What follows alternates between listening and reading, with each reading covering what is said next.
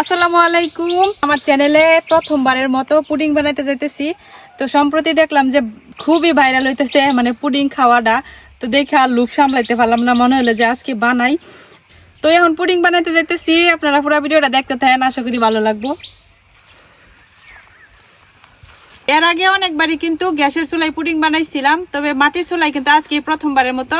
তো এখন আমি এনে নিয়ে নিছি 1/2 লিটারের মতো গরুর দুধ, একদম মানে আমাদের নিজের গরুর দুধ। তো এখানে কোনো পানি টানি মিক্স নাই। এখন এই দুধটা জাল করে অর্ধেক করে নিলাম।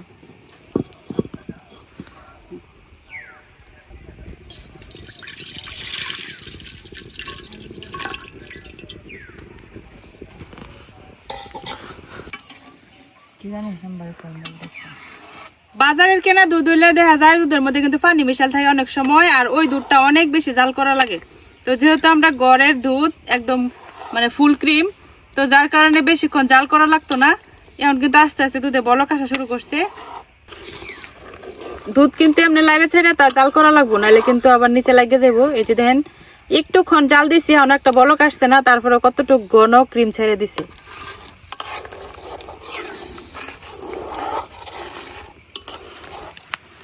তো এই দিক দিয়ে দুধটা জাল হইতে থাকুক, আর আমি বাকি কাজগুলা করে নেই।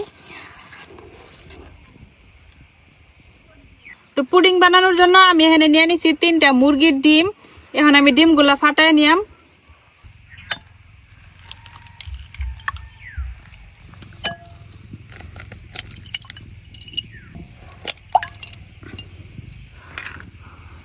এখন আমি যে ডিমগুলা ফাটায় নিছি, ডিমের মধ্যে দিয়ে দেম চিনি। সম্পূর্ণটাই আমি একবারই দিয়ে দিলাম। এখন ভালো করে ডিম আর চিনিটারে একসাথে মিশাই নিলাম, যতক্ষণ পর্যন্ত না চিনিটা গইলা যাব। তো আমার আজকের চিনিটা কিন্তু একদম মিহিন গুঁড়া গুঁড়া, এই যে, যার কারণে বেশিক্ষণ সময় লাগতো না।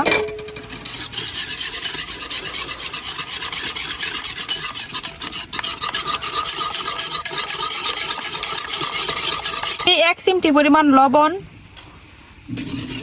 এখন আবারও ভালো করে ফেটাই নিলাম।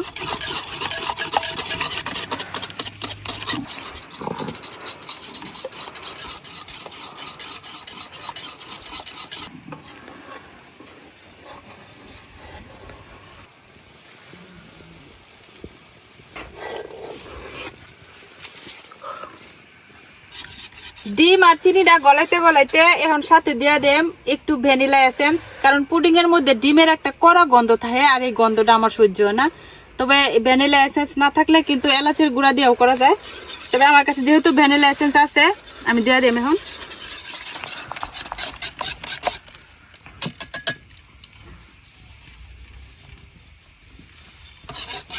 এখন আবারও ভালো করে একদম গুটাই নিলাম।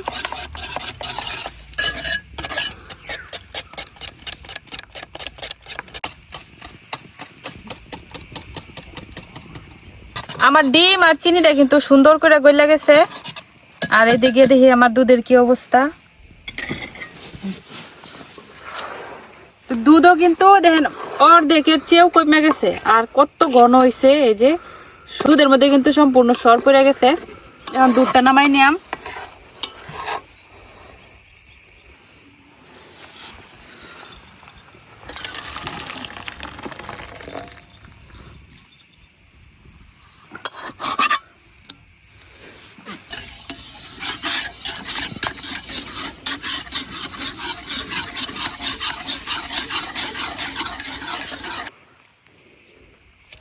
এখন আবার কড়াই বসাই দিছি। এখন কড়াইয়ের মধ্যে ক্যারামেলটা করে নিলাম। তো ক্যারামেলের জন্য আমি এনে নিয়ে নিছি চিনি, এতটুকু পরিমাণ চিনি নিছি। এখন এই চিনিটা দিয়ে দিলাম কড়াইয়ে। এখন এই চিনিটারে আমি ক্যারামেল করে নিলাম, তবে এইখানে কিন্তু আমি কোনো পানি দিতাম না, সরাসরি চিনি থেকে ক্যারামেলটা করে নিলাম। এই চিনি কিন্তু আস্তে আস্তে গলা শুরু করে দিছে।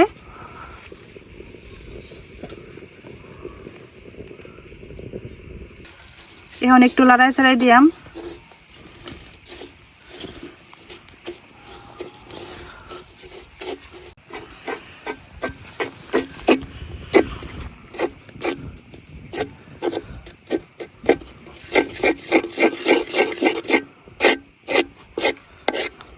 চিনিটা কিন্তু সম্পূর্ণ গলে গেছে। এখন ক্যারামেলটা আমি আর একটু কালার করব। আর আমি এই সসপ্যানের মধ্যে হইতেছে পুডিংটা বসাইয়াম। তো ক্যারামেলটা সরাসরি আমি এই সসপ্যানের ভিতরে ঢাইলে দিয়াম।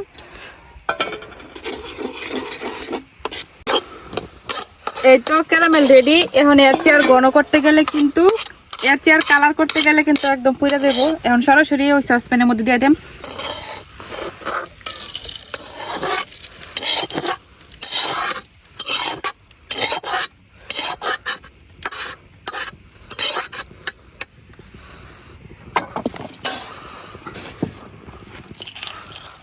এখন চতুর্দিকে একটু ঘুরাই দিতেছি সমান করে। তো এখন এই ক্যারামেল সহ সসপেন্ডারে আমি কিছুক্ষণ বাতাসের মধ্যে রাখে দিলাম যাতে ক্যারামেলটা সুন্দর করে সেট হয়ে যায়। ক্যারামেল সেট হইতে বেশিক্ষণ লাগে না, অল্প একটুক্ষণের মধ্যে কিন্তু হয়ে যাব। আর এদিকে আমি যে হাড়ির মধ্যে হলো ভাপ দিলাম ওই হাড়িটা রেডি করে নেই।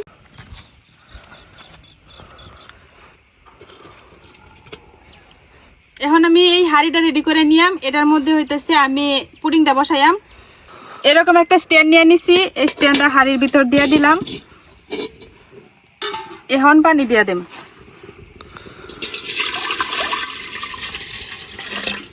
এতটুকু পানি দিলেই হইব। এখন ডাইকা পানিটা একটু জাল করে নিয়াম। পানিটা বলক আসলে তারপরে হইতেছে আমি এই সসপ্যানটা বসাই দিলাম। আর এইদিকে সসপ্যানের ভিতরে যে আমি ক্যারামেলটা ঢালছিলাম এটা কিন্তু একদম সেট হয়ে গেছে। এই যে এখন কিন্তু আর উপর করলে উপর তো না। এখন হচ্ছে আমি পুডিং এর সবকিছু এখানে দিয়ে দেম। দুধটা কিন্তু অবশ্যই কুসুম গরম লাগবো, একেবারে ঠান্ডাও না আবার গরমও না, মানে আমি আঙ্গুল ডুবাই রাখতে পারাম কিন্তু আমার হাতে কোনো যন্ত্রণা হইতো না। এরকম ঠান্ডা করে নেওয়া লাগবো। ডিম আর চিনির যে মিশ্রণের বাটিটা এটার মধ্যে আমি আস্তে আস্তে দুধটা ডাইলা দিয়াম আর লাড়তে থাকবাম।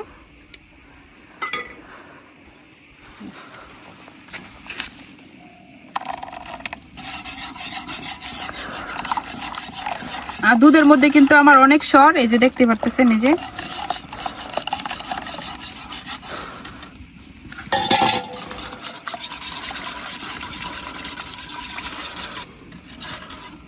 এখন ভালো এর যে দুধ আর ডিমের মিশ্রণটা এটা কিন্তু সাইকা নেওয়া লাগে।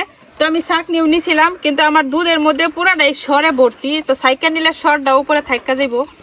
তো আমি ভাবতেছি যে সাইকা দিতাম না।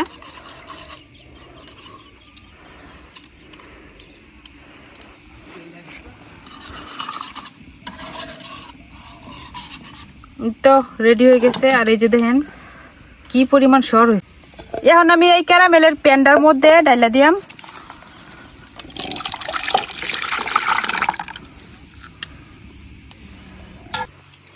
এদিকে আমার পানির মধ্যেও কিন্তু খুব জোরে বলক এসে গেছে। এখন আমি আস্তে আস্তে সসপ্যানটা এর ভিতরে বসাই দিতেছি। এখন সসপ্যানের ঢাকনাটা দিয়ে দেম। আর উপর থেকে এই যে ঢাকনা দিয়ে ঢেকে দিলাম। তো এইভাবে জাল করে নিয়াম 20 থেকে 25 মিনিটের মতো, কারণ চুলার আগুনের তারতম্য হয়, এটা আগুনটা ঠিক সমান তালে যায় না, যার কারণে একটু টাইমের দেরপের হইতে পারে। তবে গ্যাসের চুলায় 10 থেকে 15 মিনিট হলেই কিন্তু হয়ে যায়।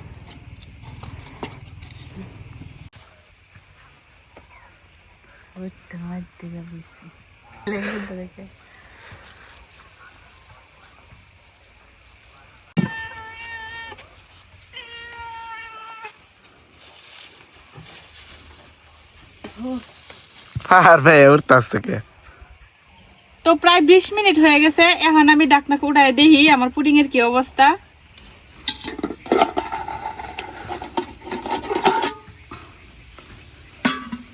একটু চেক করে দেখি হয়েছে কিনা। এই যে কাঠিটা কিন্তু একদম ক্লিন আসতেছে, তার মানে আমার পুডিং কিন্তু হয়ে গেছে।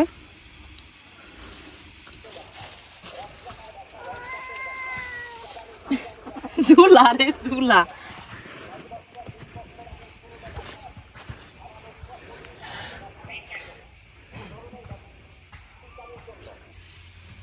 তো আমার পুডিং কিন্তু হয়ে গেছে, এখন নামাই নিতেছি। এখন এর ভিতর থেকে সসপ্যানটা কিভাবে বাইর করে মেরে চিন্তা করতেছি।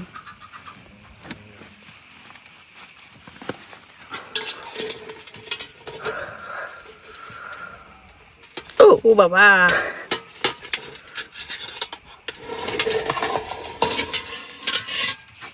ইস, পুডিংটা কিন্তু এখন আমি কাটতাম না, এটারে আমি কিছুক্ষণ এমনি আগে ঠান্ডা হইতে দিলাম, তারপরে কিছুক্ষণ ফ্রিজে রাখা লাগবো। নর্মালে রাখলে তারপরে সেট হয়ে যাব, পরে কাটতে আপনাদের সাথে শেয়ার করাম। এখন যে এরকম আছে, এখন একটু বাইরে রাখি এভাবে ঠান্ডা হোক, তারপরে ফ্রিজে থেকে বের করে আপনাদেরকে দেখাইম। প্রায় 30 মিনিটের মতো ফ্রিজের মধ্যে রাখা দিয়েছিলাম পুডিংটা। এই যে এখন কিন্তু একদম সেট হয়ে গেছে, আর এই যে ভিতরের ক্যারামেল গুলাও কিন্তু এই যে দেখা যাইতেছে বাইরে এসে পড়ছে। তো এখন এটা কাটটা দেখি,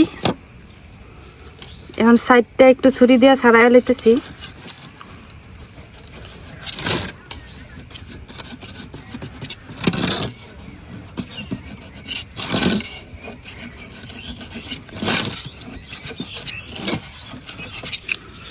এখন উপর থেকে একটা প্লেট দিয়া, ও মা, প্লেট ভেঙেছি নাকি, আল্লাহু আকবার।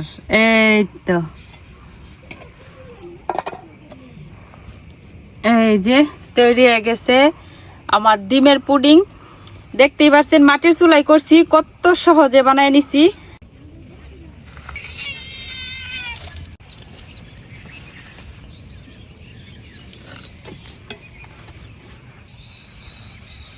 এখন কাটটা দেখি কি অবস্থা হইছে।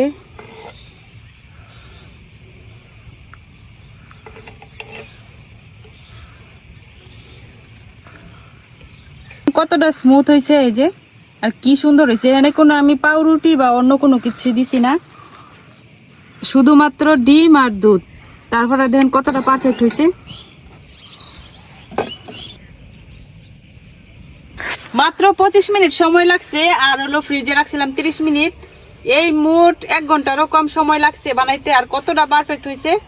এত মজা হয়েছে, না খাইলে কোনো সময় বিশ্বাস করার মতো না। মাটির চুলায়ও যে এরকম পারফেক্ট পুডিং বানানো যায়, তো আমি আজকে নিজে না বানাইলে আমি বিশ্বাসই করতে পারতাম না। এই যে ভিতরে কিন্তু কোনো স্ক্র্যাচ নাই, একদম সমান হয়েছে। যদিও আমি ছাইকা দেই নাই, তারপরেও কিন্তু একটু ভিতরে কিন্তু কোনো ফাঁপা অংশ নাই। তো দেখতে পাচ্ছেন কত সহজে, কত কম সময়ের ভিতরে এত সুন্দর পারফেক্ট একটা পুডিং বানানো যায় ঘরেই। তো আজকে এ পর্যন্ত, সবাই ভালো থাকবেন, সুস্থ থাকবেন, আল্লাহ হাফেজ।